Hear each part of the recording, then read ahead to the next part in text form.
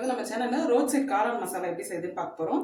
அதுக்கு வந்து நல்லா பொடியாக நறுக்கி வச்சுருக்கேன். காளான் எடுத்துருக்கேன். இது 200 கிராம், இது 1 கப் அளவு இருக்குது. இதை சேர்த்துக்கலாம். இப்போ இதே கப் அளவு வந்துட்டு கோஸு அரைச்சி வச்சுருக்கேன். கோஸும் பொடியாக நறுக்கி எடுத்து வச்சுக்கோங்க. அதையும் சேர்த்துக்கலாம்.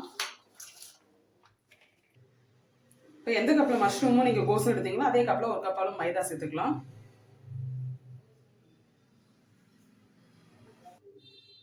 அதே கப்பில் வந்து 1/4 கப் எடுத்திருக்கேன். கார்ன்ஃப்ளவர் எடுத்திருக்கேன். அதை சேர்த்துக்கலாம்.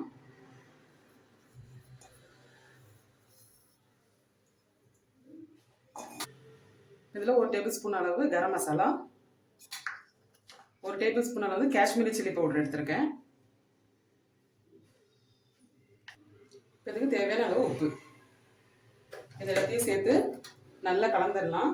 தண்ணி சேர்க்காம ஃபர்ஸ்ட் கலந்துக்கோங்க. அப்புறம் பத்தாட்டி லைட்டாக தெளித்து பிசைஞ்சிக்கலாம்.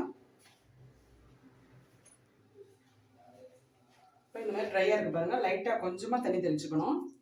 இந்த மாதிரி கொஞ்சம் கொஞ்சமாக தெளித்து பிசைஞ்சிக்கலாம்.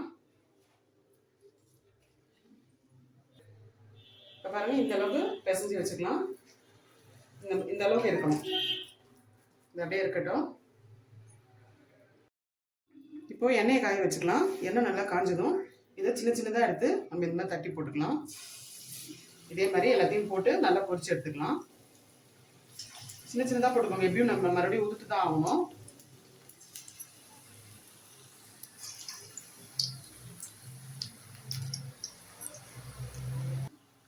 பாருங்க, இது எல்லாமே வந்துருச்சு.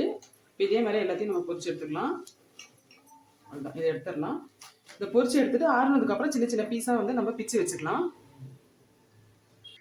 பாருங்க, எல்லாத்தையும் பொரிச்சு வச்சதை இந்த மாதிரி பிச்சு பிச்சு வச்சாச்சு. இந்த மாதிரி வச்சுக்கோங்க. இப்போ மசாலா செய்யலாம். இந்த மாதிரி கடாயை வச்சுருக்கேன். இந்த கடாயில் எண்ணெய் சேர்த்துக்கலாம். பொரிச்ச எண்ணெயே சேர்த்துக்கலாம். ஒரு குழிக்கரண்டி வந்து சேர்த்துருக்கேன். இப்போ இதில் மீடியம் சைஸ் வெங்காயம் வந்து எடுத்து வச்சுருக்கேன். அதை சேர்த்துக்கிறேன். பொடியாக நறுக்கி சேர்த்துக்கோங்க. கொஞ்சம் நல்லா வதக்கிடலாம்.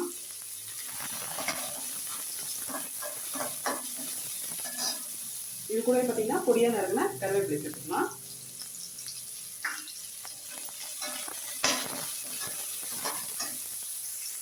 இது கூட 1 ஸ்பூன் இஞ்சி பூண்டு பேஸ்ட் வந்து சேர்த்துக்கிறேன்.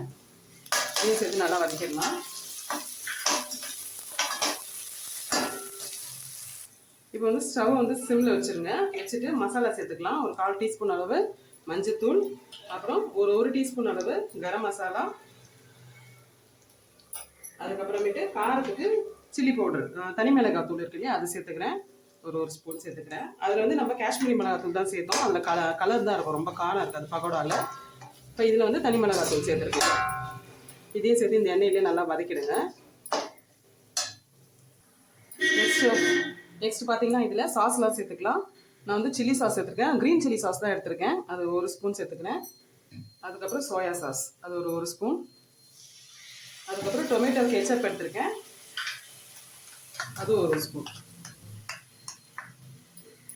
எல்லாத்தையும் சேர்த்து நல்லா கலந்துடலாம்.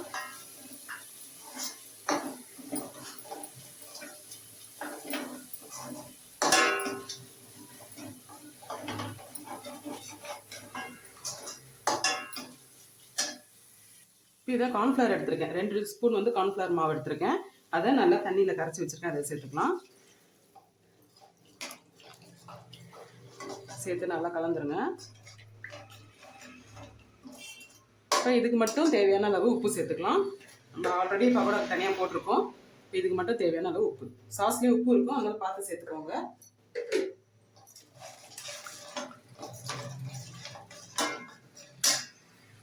இப்போ இதில் நம்ம இந்த பகோடாவெல்லாம் பிச்சு வச்சோம் இல்லையா, அதெல்லாம் அதில் சேர்த்துடலாம்.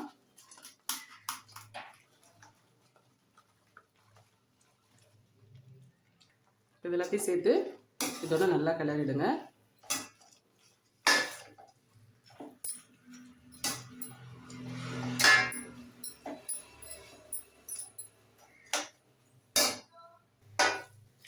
அவ்வளோதான், எல்லாமே கலந்தாச்சு. இப்போ இது மேலே கொத்தமல்லியும் கருவேப்பிலையும் நல்லா தூளாக நறுக்கி போட்டுக்கலாம்.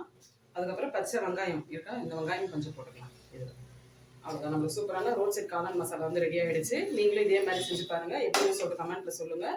இந்த வீடியோ உங்களுக்கு பிடிச்சிருந்தா லைக் பண்ணுங்கள், ஷேர் பண்ணுங்கள். மறக்காமல் தஞ்சை கிச்சன் கலாட்டாக்கு சப்ஸ்கிரைப் பண்ணாதவங்க சப்ஸ்கிரைப் பண்ணுங்கள். தேங்க்யூ.